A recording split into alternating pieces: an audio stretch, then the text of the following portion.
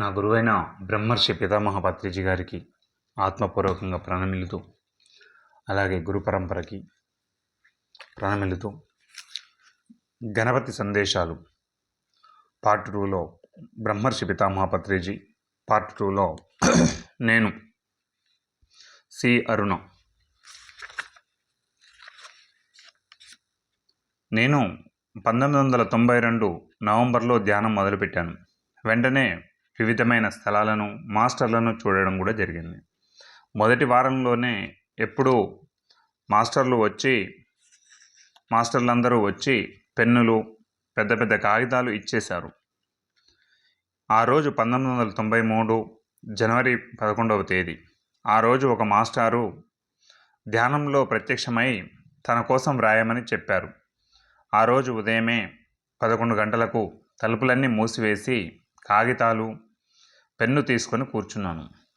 వెంటనే నేను తిరుపతిలో వెంకటేశ్వర స్వామి ముందు ఉన్నాను. ఆయన నన్ను గుడిలో ఉన్నటువంటి స్తంభం దగ్గరికి తీసుకుని వెళ్ళారు.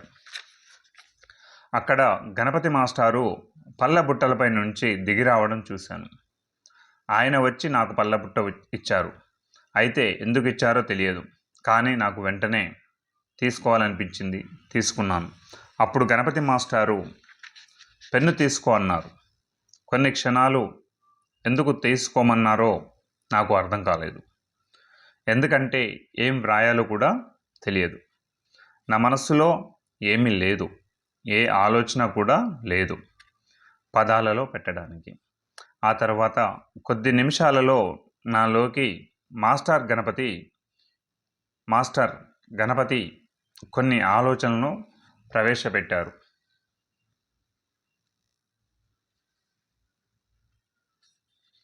అవి నేను పదాలలో వ్రాసేంత వరకు ఆయన ఆగి మరిన్ని ఆలోచనలు ప్రవేశపెట్టారు.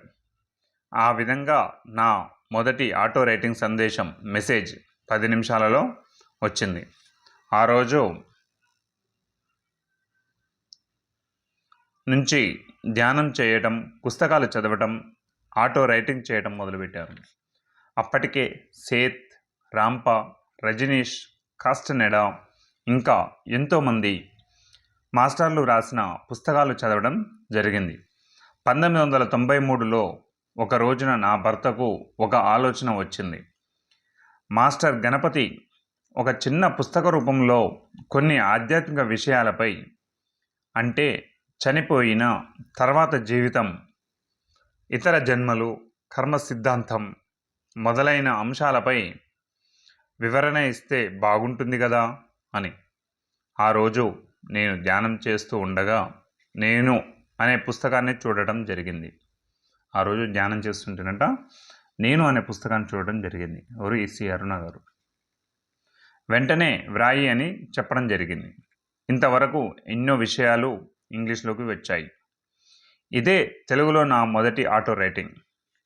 నా ఈ కృషికి స్ఫూర్తినిచ్చిన నా మాస్టర్ బ్రహ్మర్షి పత్రిజీ గారు, నాకు అన్ని విషయాలలో సహాయంగా ఉన్న నా భర్త శ్రీమూర్తి గారు, మరి నా తోటి ధ్యానమిత్రులు అందరూ కలిసి ఈ పుస్తకాన్ని వెలుగులోకి తెచ్చారు.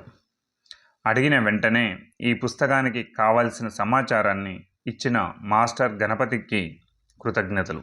సి అరుణ.